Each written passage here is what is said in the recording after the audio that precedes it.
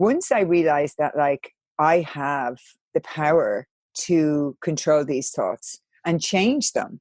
And through that, I can change my life. You're listening to the Mindful Mama podcast, episode 134. Today, we're talking about the care and keeping of mum with Alison Canavan. Welcome to the Mindful Mama podcast. Here, it's about becoming a less irritable, more joyful parent. At Mindful Mama, we know that you cannot give what you do not have. And when you have calm within, then you can give it to your children. I'm your host, Hunter Clark-Field's Mindful Mama mentor. I coach overstressed moms on how to cultivate calm in their daily lives and to create more peace and cooperation in their families. I've been practicing mindfulness for over 20 years. I'm the creator of the Mindful Parenting course, and I'm the mom of 2 girls who challenge me every day to hone my craft. For sure. So I'm so happy you are here today. Welcome back to the Mindful Mama podcast. This is going to be a really fabulous episode. In just a moment, I'm going to be sitting down with Alison Canavan, who is an award-winning author of the wellness book, Minding Mom, and a health and a wellness coach. She's a master NLP practitioner, motivational speaker, and mindfulness facilitator. And having traveled the world as one of Ireland's most successful international models for nearly 2 decades, in recent years, she's devoted her time to her greatest passion, true health and well-being. And this conversation is really going to open your eyes about many things. I'm sure, my friend, there is a lot to hear, a lot of wisdom coming at you rapid fire from Alison in this conversation. So join me at the table as I talk to Alison, and you're going to hear how, there are no shortcuts. You can't avoid the work. How healing is an accumulation of the small things that you do, and that we only get our answers through quiet. When you're not giving yourself any silence, you can't grow. Amen. I hear that. So I can't wait for this conversation. And first, let me tell you really quickly that if you're listening to this at real time when it comes out, the Mindful Parenting course is about to close enrollment for this fall. We've been having an exciting time in the Mindful Parenting free training with over 3,000 people from all around the world. It's been amazing. Your mamas from Croatia, from Sweden, from Nigeria, from Pakistan, from Canada and the US, from Australia, from all over the place. It's been really wild. So shout out to all those international mamas. And now Mindful Parenting is open for enrollment, and the enrollment is about to close on Thursday, the 27th. So I hope you'll join us. And if you have any questions, just tag me on Facebook, or you can email me, hunter@mindfulmamamentor.com. And of course, you can go enroll at mindfulparentingcourse.com. That's mindfulparentingcourse.com. And now, on to this episode. Alison, thank you so much for coming on the Mindful Mama podcast. I'm so glad you're here. Oh, thank you so much for having me. It's such an honor and a pleasure. Yeah, and I had a great time reading your books. Minding Mom, it's time to take care of you. And as dear listener, as you can hear in Alison's voice, Alison is Irish, so it's mum, not mom. Yes, it's so funny. Mum, M-U-M. But this is like basically a survival guide for the first year. And, as I was reading it, I was like thinking about, I had the baby book and I had all these books about the baby, but there's so little attention paid to you. I mean, even like I had these midwives at this birth center, and there's kind of, you're okay. And it's all about the baby, but this is a survival guide for you, which is so needed. Oh my gosh. So to take us back to, you had some struggles that prompted you to write this book. Tell us what started it. It did. Like they always say, everything comes from your own journey. That's where everybody kind of pulls from and writes from. And it was just a very interesting journey for me, because I I'm a single mom, and that's not something I expected to be. And my relationship broke up, and, before I had my son. And, I kind of was living in New York, and I moved home to Ireland, and I was adjusting to the idea, okay, I'm going to be a single mom and parent on my own. And I think that a lot of moms do, single or not, is nobody really knows what having a baby is going to be like, and I was kind of like, I have always been told, the great thing of you become what you're told. And since I'm a kid, everyone's always like, oh, Alison is so great with children and you're going to be such a wonderful mother. And so I kind of had this fairy tale story of, I'm going to be married and I'm going to have loads of kids and it's going to be like this fairy tale and all is going to be amazing. So I found kind of how things were working out difficult to come to terms with. Like, remember, I'm from Catholic Ireland, where things are a little different now, but even as little as 7 years ago, things were still certainly not where they are today, and so I found it difficult to come to terms with that. And I just remember the journey. We look after pregnant women like they're porcelain, like they're really precious china, and they can't like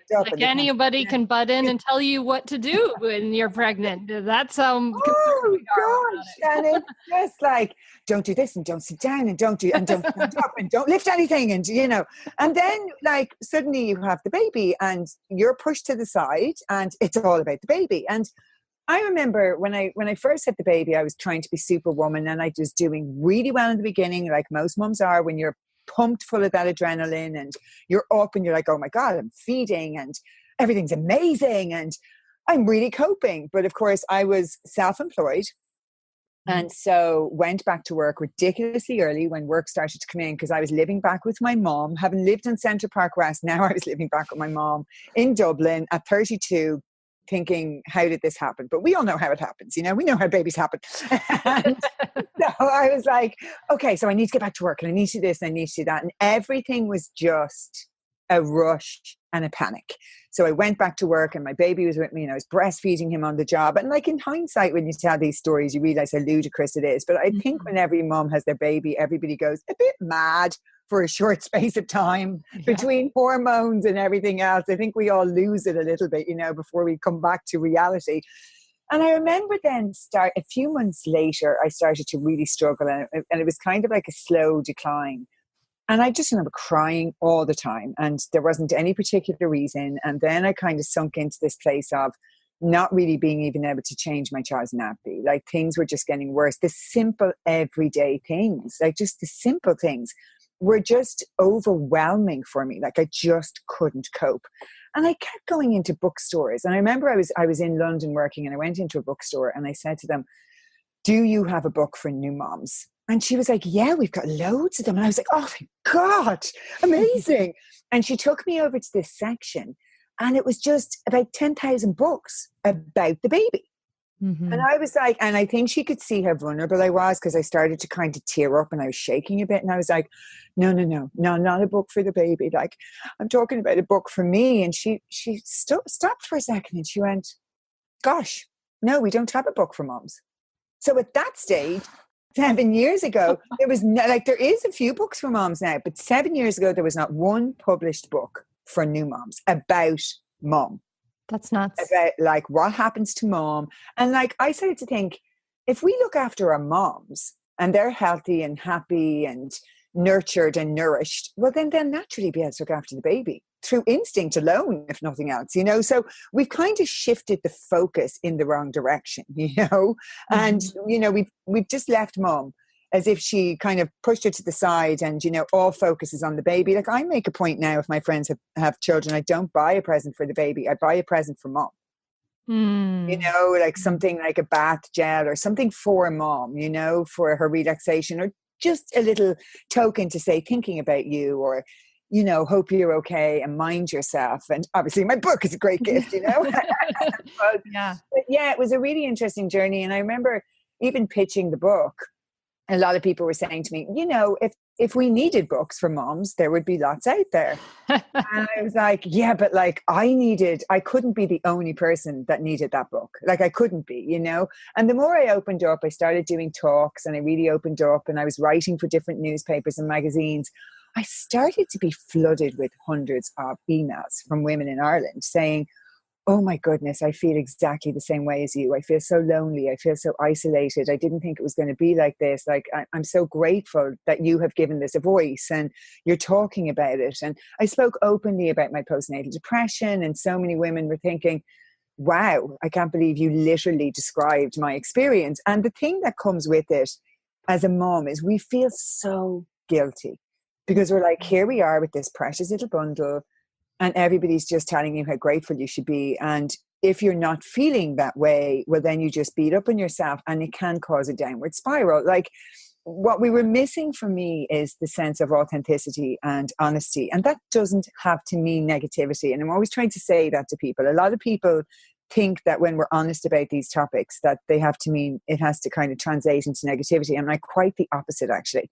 Like, speaking about these subjects is very empowering, is really empowering for women, because to be able to, if you're standing, one woman wrote to me once and she said, I was listening to you on the radio, and she said, I was standing in the kitchen with a 15-day-old baby, and I was absolutely bawling, crying, and I was beyond, didn't know what to do. My husband was back at work and I felt so ashamed. And she said, I heard you on the radio, and all of a sudden those feelings went away. Like, if we can do that for each other as women, is that not just incredible?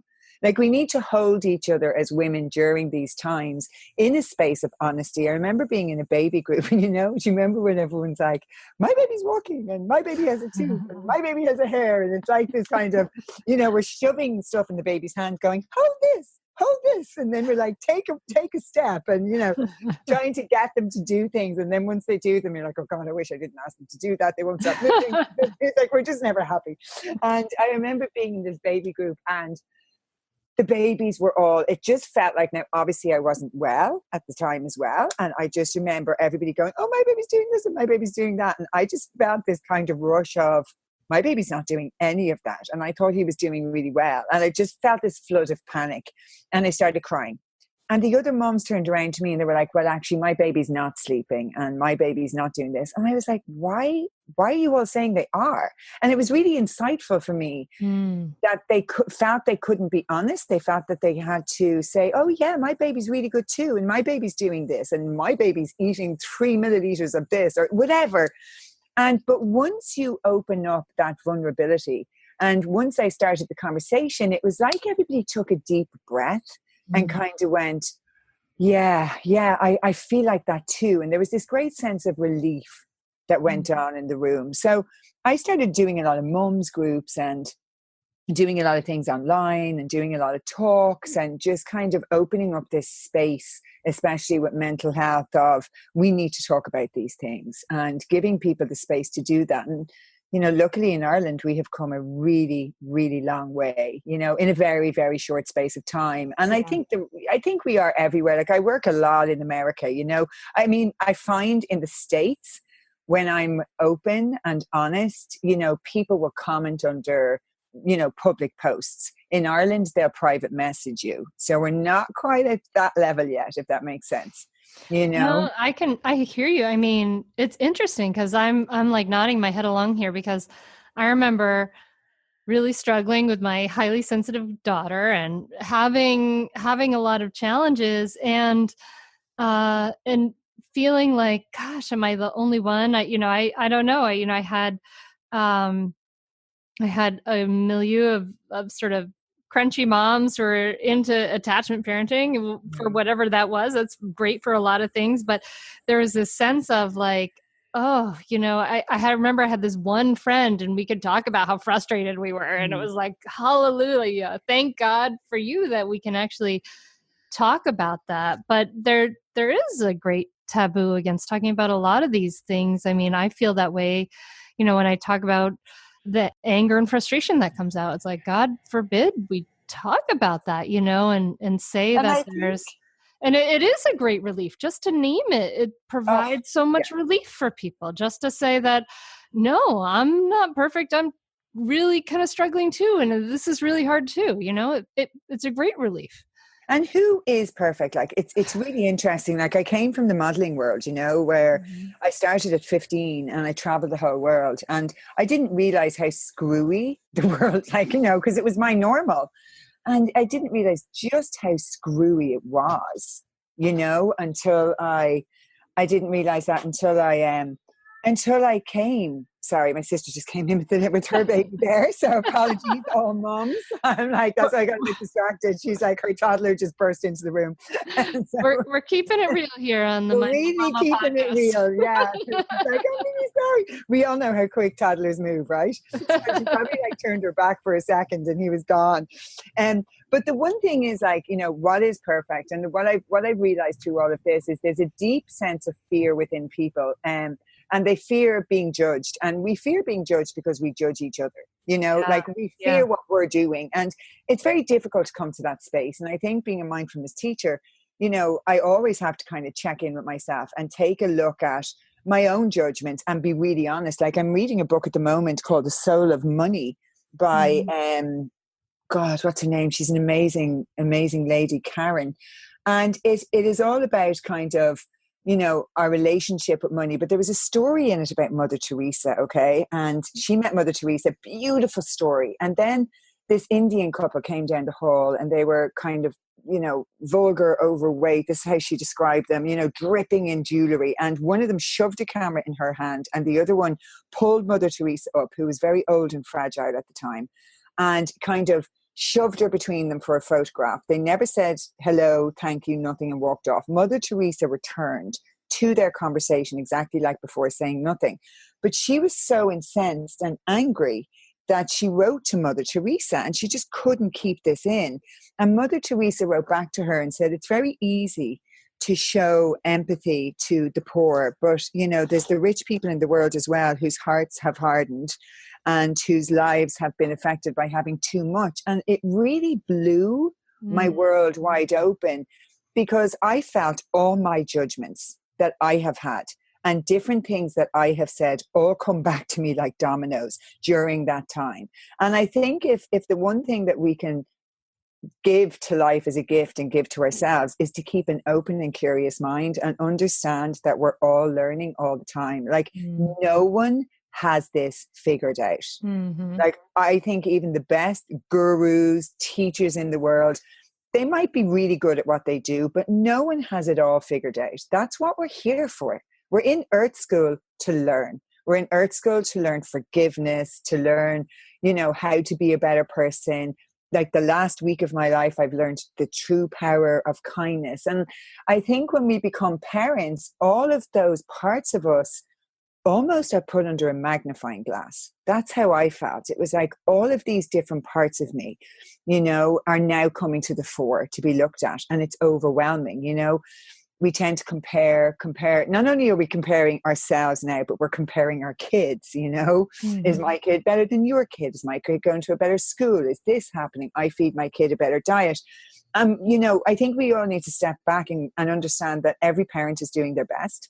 Nobody wakes up in the morning and says, I'm going to screw up my kids today. I mean, we all do it, it's just it's part of the process, but it's like, we're all trying to do it a little bit less, we're trying to learn as we go. I mean, Dr. Gabor Mate, who's just one of the most beautiful voices in this space, has written a book called How to Hold On to Your Kids. And he just talks about it all so beautifully. And he's like, everybody's trying to do their best job. And we need to see each other and hold space for each other and listen to each other and allow each other to go, oh, I think I screwed up. What would you do in this situation? And having those conversations, it makes us all better people and better parents, I feel, Yeah, that space for vulnerability. And Alison, it sounds like what you're talking about, like this idea of letting go of our yearning for perfection and accepting that we're all here to learn, is really pointing to this idea of self-acceptance, right? Accepting ourselves and all our imperfections, accepting that we're not going to do it perfectly, accepting other people, accepting our kids, like this idea of self-acceptance. And I think that I think that your book points to that too, like this idea that of accepting and loving, for instance, your body, and accepting the challenges of your mind as well, the thoughts and all those things. I really like how it kind of goes through sort of step by step, those different things, your mind, your body, you talk about mental maintenance, which I love that as a phrase. Yeah. Mental maintenance, right? Like it's not something we think about that often. No, it's not. And, through my own struggles with depression and anxiety for well over 20 years and, always being given medication as the option, no one ever, I was always drawn to the Buddhist teachings though. And, the Buddhist teachings teach us how to work with the mind. That's essentially what they do. They teach us to work with our thoughts, to understand that above all the messiness, there's a clear sky. Just like the sky that we see, above all those clouds and storms and showers and everything, there is a clear sky up there, it's settled and it's calm. And that's, the gift of things like mindfulness and meditation. But when I've been meditating for most of my adult life. That would be a whole book in itself, like some of the hilarious journeys. And like when I started meditating, it was not what it is today, So I had some really nice, crazy teachers. And then I had some truly wonderful teachers like Kadam Mortam in New York and Sagyam Rinpoche, who wrote the Tibetan book of Living and Dying. Really extraordinary teachers who gifted me with so much kind of inspiration and teachings and knowledge. And once I realized that, like, I have the power to control these thoughts and change them. And through that, I can change my life.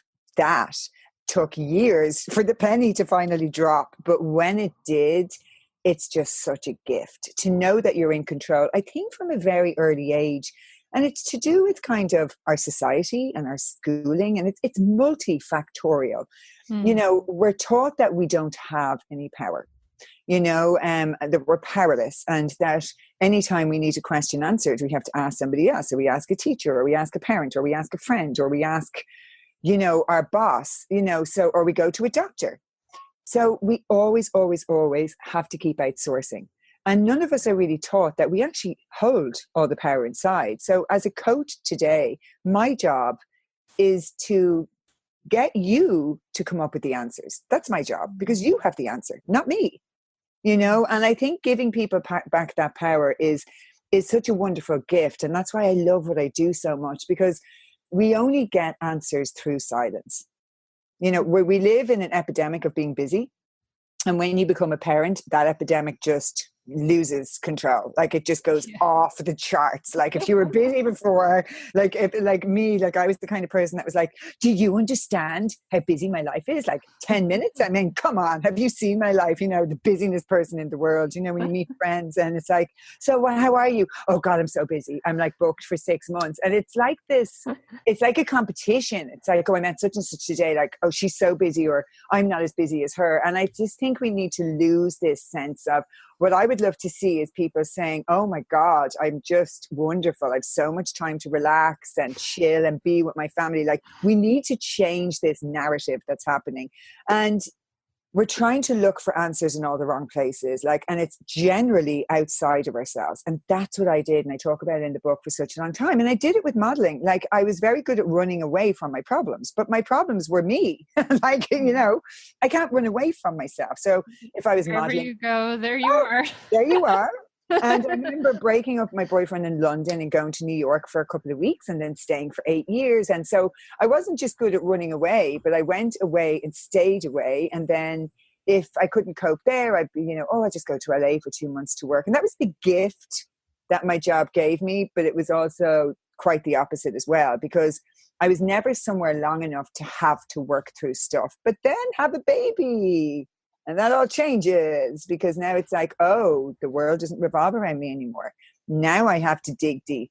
Now I have to go inside and do the inner work. If I want to really show up and be a parent, now it's not about me anymore. So I had to dig deep. And what I learned on the journey was that I was desperately fearful of all my negative emotions. And like all the therapists and doctors I'd seen for years just kept it, like the message I was hearing was that if you can't get rid of your negative emotions, then we'll medicate them away. So like for me, sadness, depression, grief, and I lost my father at 21. And, all of those emotions were something to be feared, and they were wrong. And I felt shameful about them and embarrassed. And so I just used to drink them away, I used to party them away, and I used to do anything to avoid being with myself.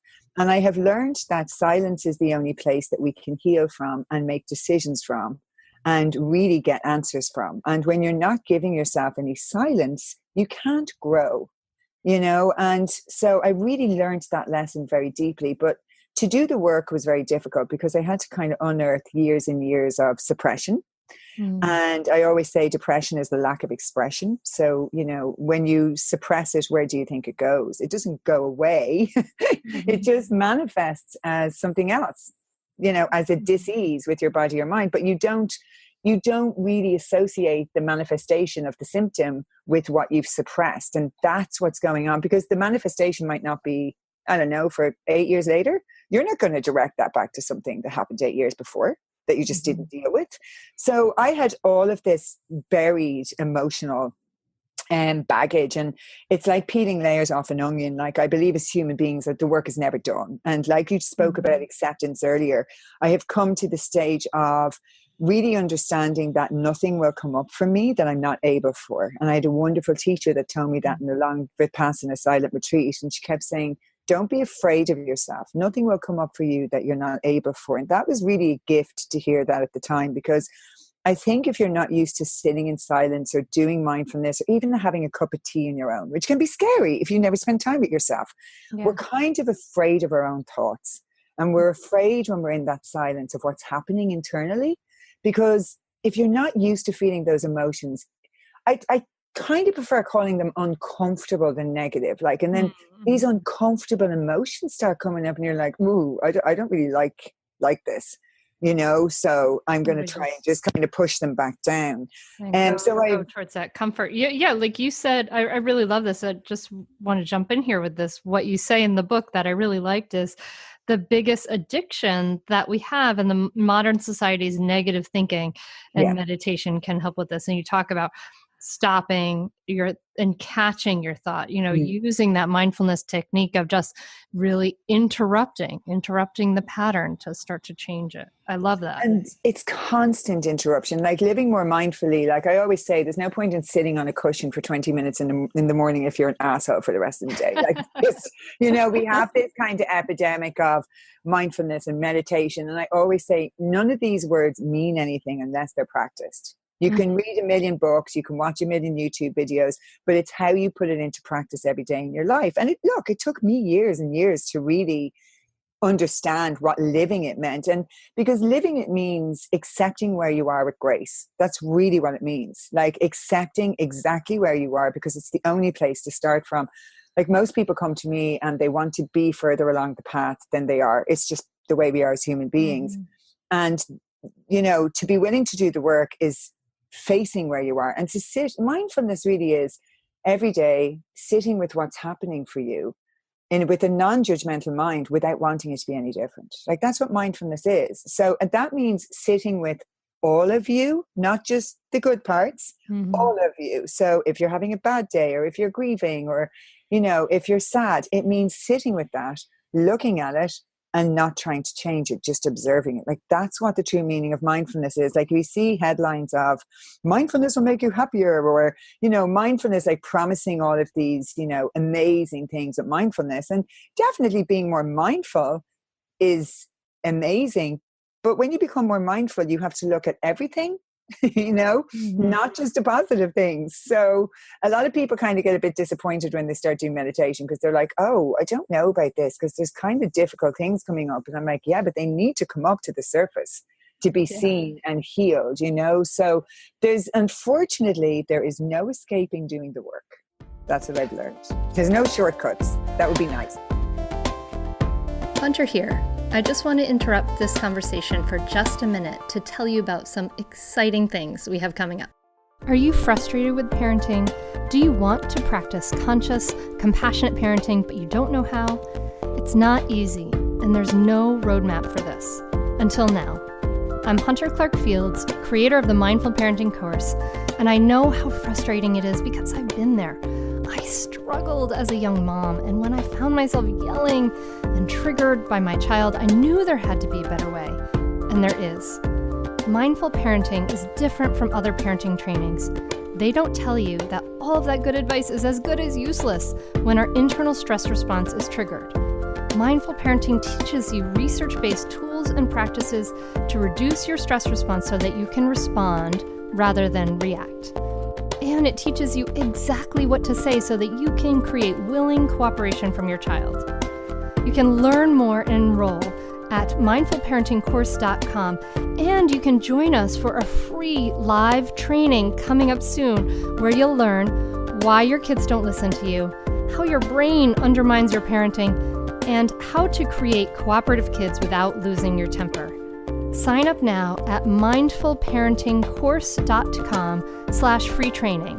That's mindfulparentingcourse.com/free training. I'll see you there. I know, wouldn't it be nice? I get asked a lot for 5-minute tips and things, and it's true. It's like there's no escaping doing the work, and parenting and motherhood truly bring all those things out. You're called to sometimes think of it like in this sort of mindfulness world, almost like if there were the option of sitting alone on a mountaintop for 6 years, or having a child, and one as a spiritual path, the child will show you all the stuff you need to work on much faster. Oh, but I mean, I always say James is my catalyst. He's my greatest teacher. I mean, every day he is my teacher. Like, he's constantly, even simple things like today. We were talking earlier that I obviously am a health coach and a meditation teacher, and obviously live a very, very healthy life, and I'm never sick. And I went to London 10 days ago, and we were at a show, and all was good. And then the next day, a virus took me down within 6 hours. My 7-year-old was able to ring for help, because we've had this conversation, because I'm a single parent. So we have had this conversation, and which I think was really important, by the way, for parents to have. And lots of parents say to me, "Oh, I don't want to scare my child." I'm like, is it not scarier if something happens and they don't know what to do? Is that not scarier for them? So he rang for help, and I was rushed to hospital, and it was bacterial pneumonia and a few other things. And I'm doing really well now and recovering. But today I came home, and I'm kind of like catching up at work and stuff. And he turned around to me and he's like, "Mummy, can you just put the phone down?" And I thought, oh, you see, it's 7, so they're constantly like just showing us, give me attention, bringing, like, what James does for me is consistently and constantly bring me back to the present moment. He is like a mindfulness teacher, because they live in the present. They're not like us. Yeah. They don't live in the future or the past. They just live in the present. And that constant gift of being a parent, and being challenged, by the way, is a gift as well, because you don't grow unless you're challenged, and children will challenge you, as we all know, like a lot, and to the point of tearing your hair out sometimes. But I've never heard the parents saying they would change a day of it.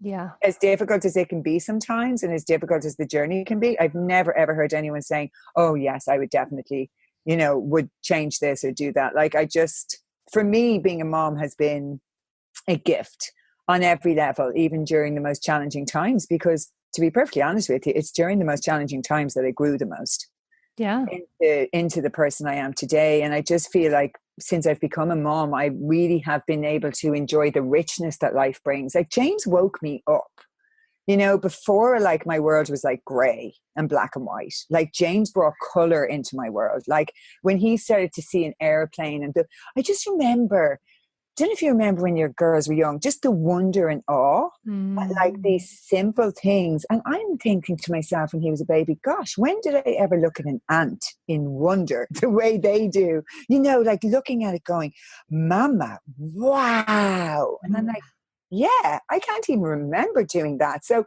he brought life back to my life. And he still does. Like, he's still, like, through his appreciation of nature, and they just really enjoy the simple things.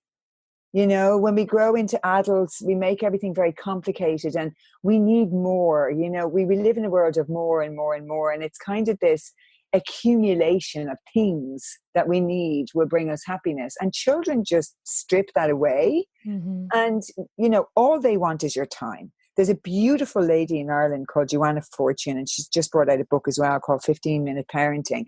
And she's incredible. And I remember when James was a baby, she said to me, "The greatest gift you can give your child is your presence over presence." And it stuck with me from that day, because I remember my dad died when I was 21. And the only true vivid memories I have of him are time we spent together. I remember him twirling me round in the garden. I remember him taking me for something to eat when I was in the Gaeltacht here, which is Irish college. I remember once when we were on holidays and he took me out in this boat. I don't remember anything Dad ever bought me. Nothing.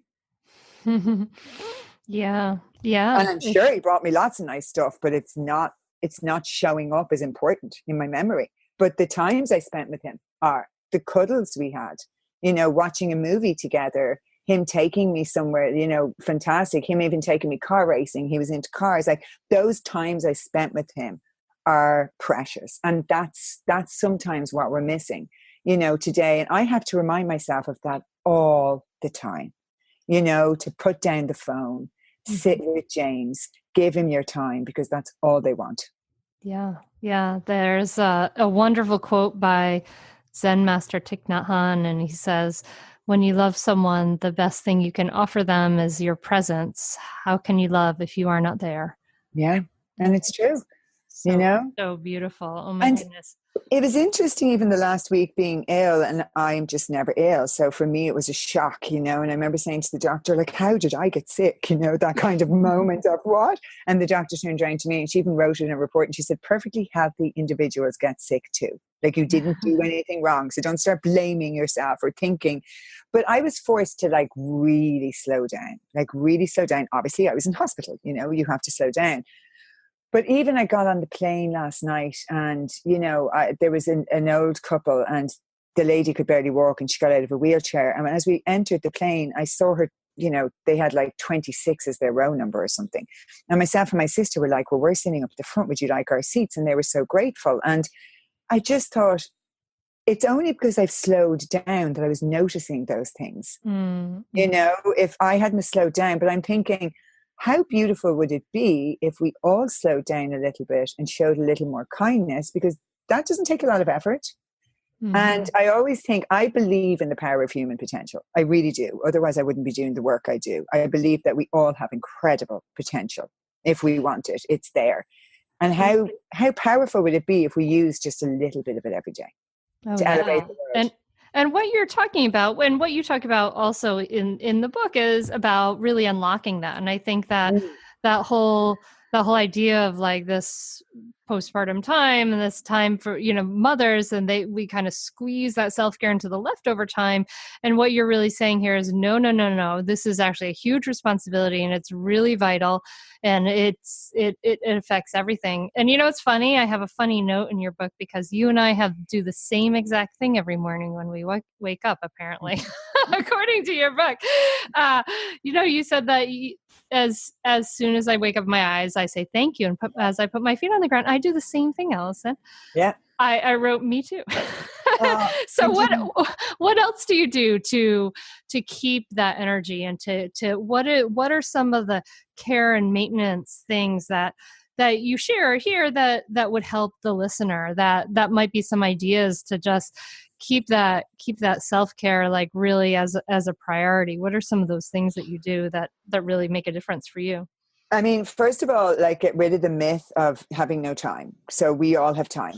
We got to get Amen, sister. It's just one of these things we tell ourselves. But it's, we're told that by the TV, by the media, by everything. You don't have any time, so let us help you, by fast food and everything. So we all have time. We make time for what's important. So, and I'm a great proponent now of small changes, small moments often. It's really, really important, because I used to be an extremist in all forms. Like when I was modeling, get up at 5:30 a.m, go to the gym.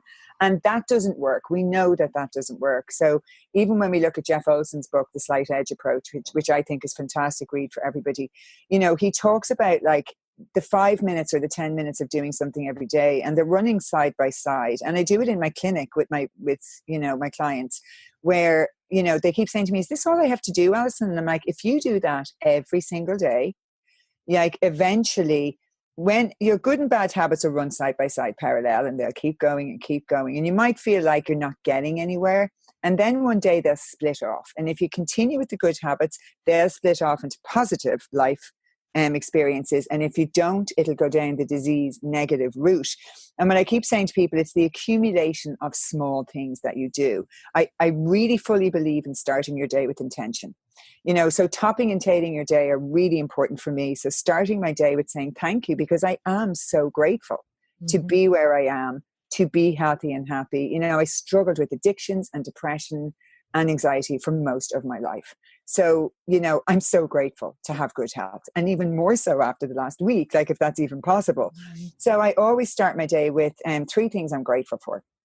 And I've been writing in a diary since James was a baby, and I love it. It just helps me to start my day on this positive note. And, it comes back to that quote: if you change the way you look at things, the things you look at change. And I love starting my day with gratitude and setting an intention for the day, depending on the day. And then at the end of the day, what's really beautiful is to scan through your day. And I do it with James. We have little gratitude stones beside our bed, and we put them in the palm of our hand. And we scan through the day. I'm very visual, so I need visual reminders. So as soon as I see that stone, I go, aha, gratitude. So use whatever works for you, And when I put that into my hand, we scan through our day and we chat about stuff, and it's a great way for getting information out of your kids, by the way. if you have a child that goes, what did you do in school today? Nothing. What did you learn? Nothing. Well, then the gratitude stone is like a magic stone, because all of a sudden they start telling you everything. And you're like, wow. And you get a real insight to stuff. And I believe that the energy we go to sleep in is the energy we wake up in. So if we can go to sleep in an energy of appreciation, gives us a better chance of starting the next day on a good note as well. And then we start the next day with gratitude and saying thank you again. So I'm just a great believer in prayer, in intention, in, being the creator of your reality, of watching your thoughts. And when this becomes a lifestyle, it's actually a beautiful practice. Like in the beginning, yes, it took a while for it to become a habit, and all new habits take a while. But once it just is like, it's as normal to me as eating and sleeping now. And obviously I meditate once or twice a day, depending on the day. So those things they just come so naturally to me now. But I will say, for anyone listening thinking, oh, I don't know, I used to have Post-it notes everywhere, like everywhere. Great tool. So, yeah, like on my computer screen. And I used to have fun with it, okay? Because the one thing when you're starting to go on this healthy journey is we can start to take ourselves far too seriously, and that kind of misses the point.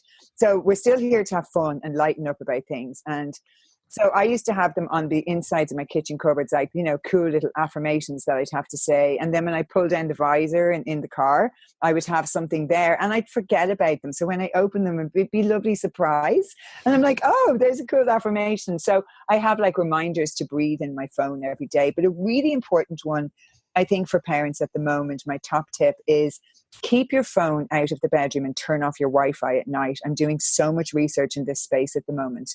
And there's a fabulous documentary in the States called Generation Zapped, which I think every parent should watch.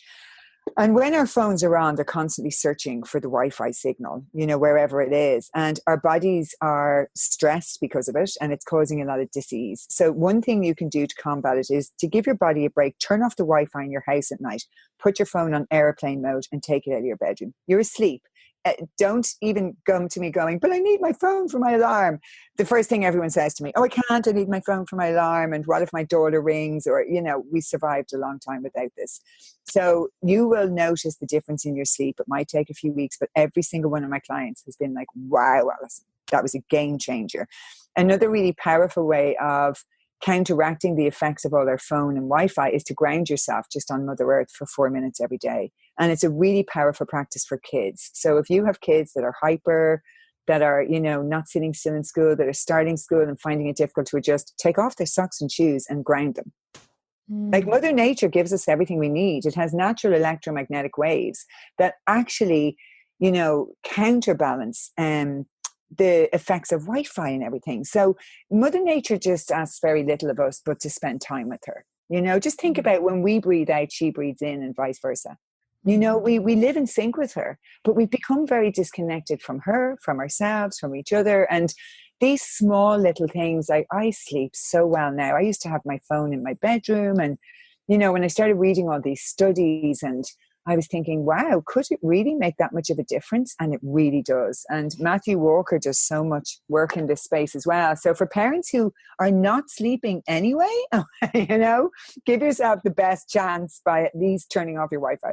Yeah. It's amazing how some certain little things, like I had been paying attention to that idea in the book, The Nature Fix, and thinking about just different ways of bringing the natural world in, even without the mosquitoes. So our house is kind of thick masonry walls on the bottom. So we don't hear any of the sounds from outside.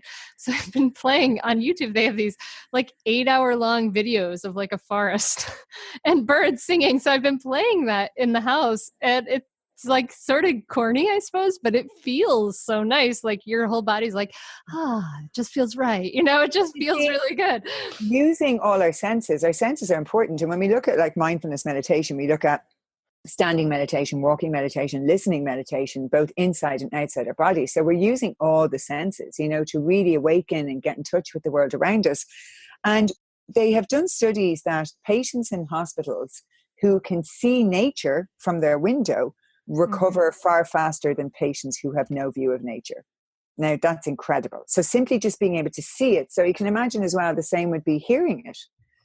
Music can relax us, can give us energy. Like we have discos in my house, like all the time, because the only way to break a child's kind of bad mood or tantrum in my house is to have a disco, because eventually they start laughing, So if you start dancing silly and acting silly, because what does it do? It moves your energy around your body. Like, what are emotions? Emotions are energy in motion. Yeah. And emotions get stuck when we're still. So if you want to move emotions around, move your body. Emotions want to keep moving. That's what they are. They're not going to be here forever. So I always say to people, if you're having a really bad day and you're really sad, the great news is you're not going to feel this way forever, because they move on. It moves on. I have to share a story with you on that. Just yesterday was the first day of school for my daughters, and they're kind of tired because they woke up early and they were just like cranky, and they thought it was going to be this fun night, but everyone was crying for various reasons. We were all upset. And so I put on my favorite things from The Sound of Music on the stereo, and then it just started playing through like all the different songs from The Sound of Music. And it was so funny. By the end of The Sound of Music soundtrack, everybody's singing. Like it was like a huge game changer. It's huge. And sometimes like we overthink these things. It's like, oh, how can I deal with this? Sometimes just put on a track. And for people, I always say at their desks as well, like take brain breaks, move around. Like as a mom, go into a room, turn up music and dance for a few minutes. Like let that excess energy out. Or if you're getting pent up with your kids and stuff, sometimes we just need to scream into a pillow or move our body or just get rid of it somehow, get it out. So it is the power. I love The Sound of Music as well. You just brought back so many memories there. I was just like, oh, I love it. I got all sorts of strange questions about Captain Von Trapp. Why is it, that one duet they sing? I don't know. It's so funny. But I wish we had time to cover it all. But in your book, Alison, you talk about, because you had this modeling career, when you were saying earlier in our conversation, you went back to work, your job, you're going back to modeling, which is a whole different kind of job that most people, so bringing up these ideas of body image. And so you talk about this ideas of just kind of doing even that catching those negative thoughts and kind of turning that around with our thoughts about our body as well. Yeah, and it's stop, catch, change. So stop your thoughts, stop yourself first is what we need to do, which is like really being aware of what's happening, catch it and change it to a more positive one. And, this takes practice and time. And it really is like the first stage is awareness. A lot of people stop at that stage because they kind of become aware of the overwhelming amount of negative thoughts they have. And they're like, I kind of prefer when I wasn't aware of this. Let me go back. But what I noticed I didn't think I had much body image issues, to be honest with you, until I got pregnant and I loved being pregnant, by the way. But afterwards, my body changed so much. I kind of realized how ridiculous my job is. It's like, oh, wow, I can't work until I get back into a certain size of clothing.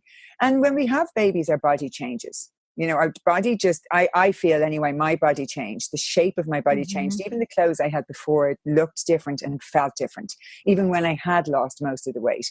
And I just felt different about myself in this body. And I was like, look at what my body has created. Like, my job is based on aesthetics, what you look like. It's never about what's inside. And I realized that subconsciously I had picked up a lot of, negative body images and, different things about myself that I wasn't happy with. And it was time to work through that. And I started to switch it over to that my body was complete miracle. And it was actually one of the first times that I really, truly appreciated my body and kind of valued it. I felt before I was very detached from my body, probably very depersonalized anyway in my industry. It's kind of not a great industry for confidence. So, then after a baby and, people don't care what they say. And they're like, oh, you're still fat after having a baby. When are you going to lose the weight? I thought you were breastfeeding. Should the weight not be coming off quicker? Or, oh, you're still a bit heavy after the baby. And people say these things. And I realized that people had always said these things. My awareness and who I was changed.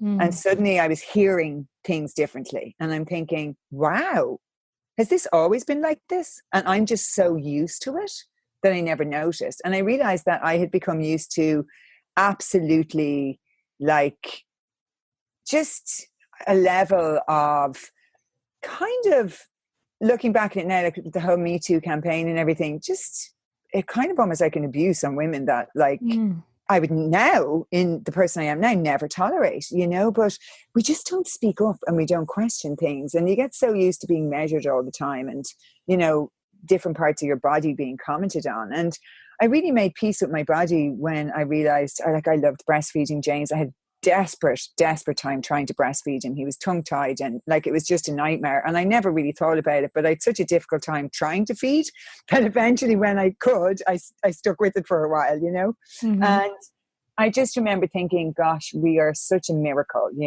as human beings. Women are just miracle beings.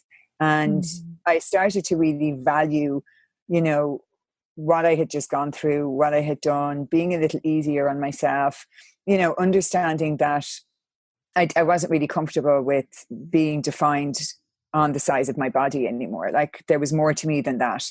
And obviously went back to college and started to make changes that way. But I spoke to so many women and we all have body image hang-ups for a variety of different reasons, from magazines or from things we learn in school. And just because you're in the fashion industry, means nothing. I think at this level, women are all equal because of what we're being fed, because of this picture of perfection. And, just if we don't fit into a certain type of body, well, then we're just not good enough. And this all comes back again to this disease we all suffer from of I'm not good enough. Like everybody, I say it's I'm not good enough itis that we all have. And for me, I just looked at if your body wasn't good enough before, it's not going to be good enough after, and that's what a lot of women I work with struggle with. They weren't happy before. And so they're really unhappy now. But I always say it's not about the body. There's something deeper going on. There's something you're not looking at within yourself that you're not happy with. I think all of these things like body and stuff can just be something that we focus on to place our attention away from what's really paining us. Yeah, like if I fix this, then I'm gonna accept myself. Then I love myself. Many of us used to think when we were teenagers that if we were like really skinny and a perfect size and we looked a certain way, and I was in the modeling industry where it's a world of comparison, and no matter how beautiful and tall and thin you were still never beautiful, tall and thin enough. Like you were never going to be enough. Like your agency would still say, but you still should lose a bit of weight here, or you still should tone up here, or your skin is not great. So, we're never going to reach this stage of enoughness. And that's what I was talking about earlier about trying to fix ourselves from the outside in, because when we try to do that, there's nothing outside of us that's ever going to be enough to give us the sense of satisfaction that we can only get from within. Like I always say to people, it's an inside out world. We're just not taught that way from kids. But, we can only fix things from the inside out. And you can be calm in the midst of a storm going on around you if you do the work on yourself. I love this, Alison. I love how you brought it back. And what I'm really kind of hearing from you is that there's all this stuff out there. There's all these things happening, and it all comes back to your internal experience, your perception, how you're treating yourself, how you're loving yourself, how you're caring for your mind, how you're caring for your body. And actively actively appreciating what you have. So for the listener who's like, yes, I want some of this, I need to take some steps. What are some of the first things you recommend? Some of the first good habits that you recommend to the person who feels busy and feels overwhelmed? Well, I always say awareness is the agent for change. Okay. So awareness, being aware of what is actually going on and the habits that you have, and being willing to change them and work with yourself in a really easy way. So one of my coaches in UCLA, Rebecca Peters, who I adore, said to me one day, mindfulness without self-compassion causes anxiety. Oh, I like that. Yeah. And it really resonated with me when I was training with her. And because it really does, because if you're sitting on your own and you're not Yeah. used to working with your emotions, and you don't meet that with self-compassion and kindness, then you are going to feel anxious about yourself. So the greatest gift we can give ourselves first is kindness. And no matter what's happening, I always say to people who find this difficult to write a letter to themselves. Which is something that people, different people will find different ways of working with things. But like, even speaking to yourself as you would a friend, like, that's okay, pet. Like, I see you, I hear you, and I'm here for you, but you're talking to yourself. And very often when you do that, you'll actually feel your heart open up. A lot of people cry because we're not used to being kind to ourselves. And when you start to be kind to yourself, it can actually be a little uncomfortable. And when you do, you can get quite emotional. But like, tears are cleansing. Our bodies are 70% water, and we're so fearful of crying because it's usually, goes with feeling sad. Sometimes we can cry just to release energy and release emotions. But being kind to yourself is one of the greatest gifts you can give to yourself. And then start with gratitude. Start keeping a gratitude journal, because the gratitude will change how you see the world and will bring more of it to you. So you attract into your world how you're feeling about yourself. And I never used to believe this. I read about it, the world of attraction and the law of attraction and all of this. But I do remember in New York when I wasn't living a very healthy lifestyle and I was partying all the time. And I just remember I always used to have a series of bad luck. Things used to happen to me all the time. And those things don't happen to me anymore. Because I'm not attracting those kind of experiences into me. Like, I used to attract all sorts of dark experiences into me, but I was in a very dark place in my life. So I think like we are a product of our environment and how we think. And I always say to people, start really small and you'll be really surprised at the power of kindness. A lot of people find that the most challenging step is to actually stop and be nice to yourself and understand that it's, we have to take small moments often, even if it's just connecting with our breath and coming into the present moment and building slowly. And I'm talking like building from 15 to 30 seconds upwards. Sitting for 30 seconds is a long time if you've never sat on your own, ever. Yeah. It is a long time. And just build that slowly and get comfortable in your own company. Because, I always say to people, the only relationship you have for your entire life, like your kids will come and go, your partners will come and go, your parents will come and go.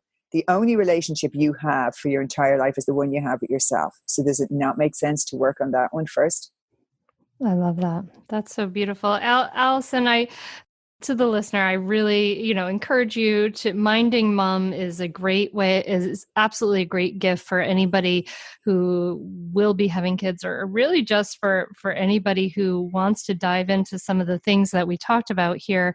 And Alison, I want to thank you. Before we go, I want to give people a chance to reach out to you. Where can they find you and the work that you're doing?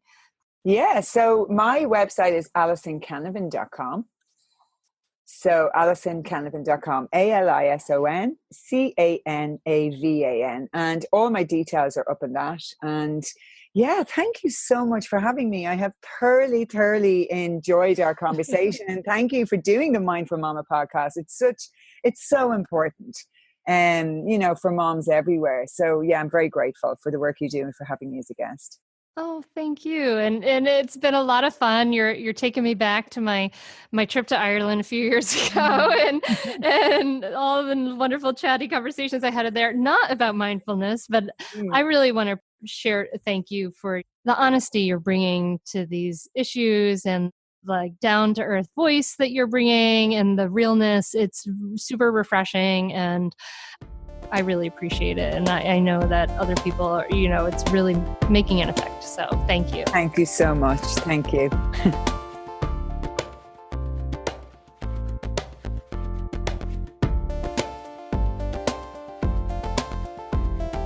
Thank you so much for listening to the Mindful Mama podcast.